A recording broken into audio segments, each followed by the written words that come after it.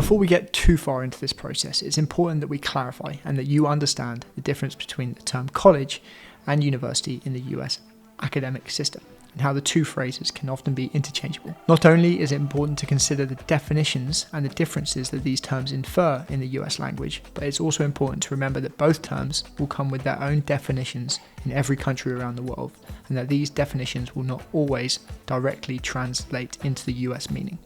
The best starting point is to throw out any preconceptions around the terms college and university before we start this process, and to start with a blank slate. Never overlook an institution based purely on the term college or university, as the titles in themselves can be misleading. Let's start off with universities.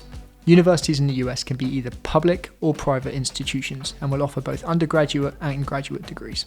Universities will often come with strong reputations and will be known for the larger student bodies, the variety of programs and courses, and for their own personalities and environments. Public universities will often boast a student body consisting of tens of thousands of students, while private universities will often have smaller, more selective student bodies.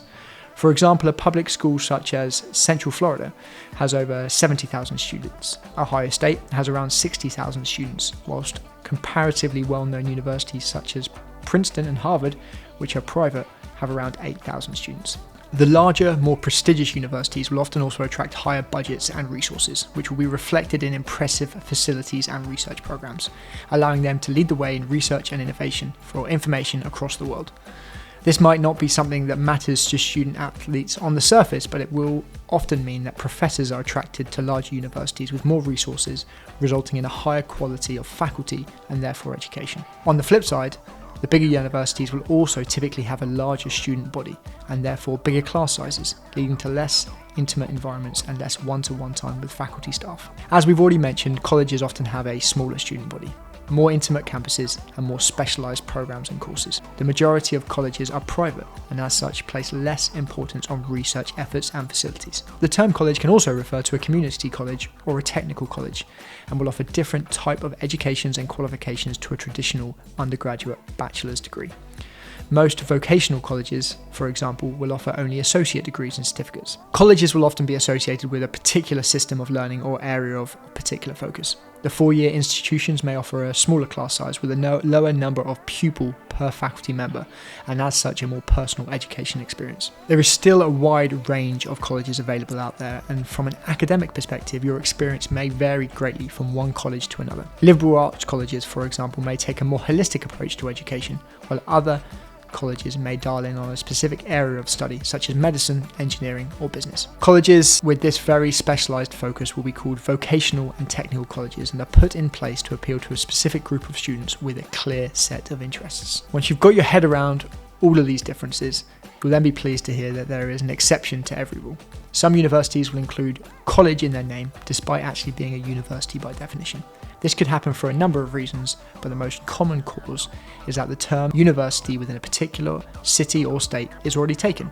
Boston College, or BC for example, is a good example of that. It's a private university by definition, but as there is a Boston University already in Boston, it goes by the name of Boston College. There are a few other college or university types that you might want to be aware of as you go through this journey. A liberal arts college, already mentioned, is one that takes a more holistic approach to education. They won't offer specific programs or courses, but instead look to set you up with skills that can be applied across different industries and professions. A community college, also known as a junior college or JUCO, is a 2-year institution that normally focuses on associate degrees and certificates. They are typically more affordable and have smaller student bodies.